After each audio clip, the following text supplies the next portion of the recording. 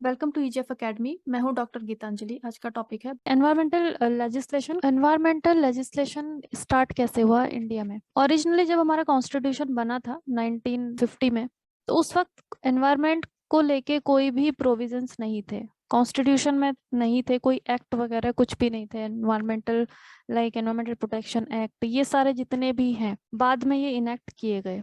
तो एक कॉन्फ्रेंस होती है सबसे पहले जो वर्ल्ड में 1972 में, United Nations conference on human environment. 1972 तक आते आते जब ये देखा गया कि ओजोन की लेयर डिप्लीट हो रही है, कार्बन डाइऑक्साइड का कॉन्सेंट्रेशन बढ़ रहा है, क्लाइमेट चेंज हो रहा है बेसिकली, तो तब वर्ल्ड लीडर्स का ध्यान जाता है कि हमने अपने डेवलपमेंटल एक्टिविटीज में एनवायरनमेंट को काफी ज्यादा डैमेज कर दिया है। उन सारे इश्यूज को एड्रेस करने के लिए for the first time environment को लेके पहली कॉन्फ्रेंस होती है, United Nations conference on human environment. Stockholm में ये होती है 1972 में।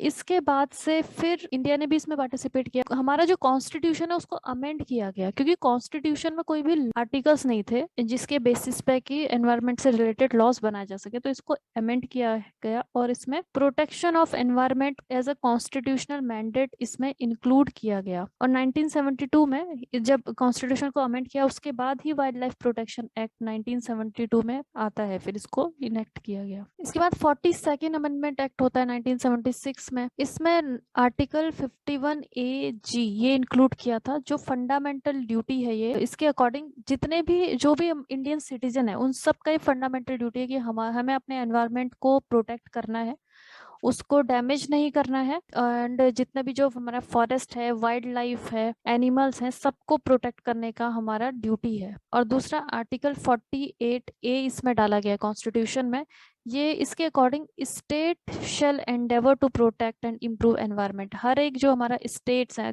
जितने भी स्टेट्स है हमारे, सबका ये ड्यूटी है कि वो एनवायरनमेंट को प्रोटेक्ट करेंगे, इंक्लूडिंग जो हमारा फॉरेस्ट है, वाइल्ड लाइफ है कंट्री का, इन सबको प्रोटेक्ट किया जाएगा। आर्टिकल 21 है हमारा राइट टू लाइफ। तो राइट टू लाइफ में राइट टू हेल्दी एनवायरनमेंट भी इंक्लूड है, तो इसको इम्प्लीमेंट करना बहुत जरूरी है, बिकॉज जो हमारे फंडामेंटल राइट्स हैं उन्हें कोई भी चेंज नहीं कर सकता। उसके लिए हम कोर्ट में भी जा सकते हैं कि हमारा फंडामेंटल राइट वायलेट हो रहा है। तो फंडामेंटल राइट 21 में है राइट टू लाइफ, और एक लाइफ के लिए हमें हेल्दी एनवायरनमेंट की जरूरत है। तो इसी बेसिस पे डिपार्टमेंट ऑफ एनवायरनमेंट स्टेब्लिश किया गया था 1980 में, एंड ये डिपार्टमेंट मिनिस्ट्री में कन्वर्ट हो गया था, ministry of environment and forest, इसको 1985 में बनाया गया। इसके बाद 2014 में इसे MOEFCC, इसमें क्लाइमेट चेंज भी इंक्लूड किया गया। तो ministry of environment, forest and climate change, अभी इसका ये डेजिग्नेशन। एक इम्पोर्टेंट एक्ट पास किया जाता है, एनवायरनमेंट प्रोटेक्शन एक्ट 1986।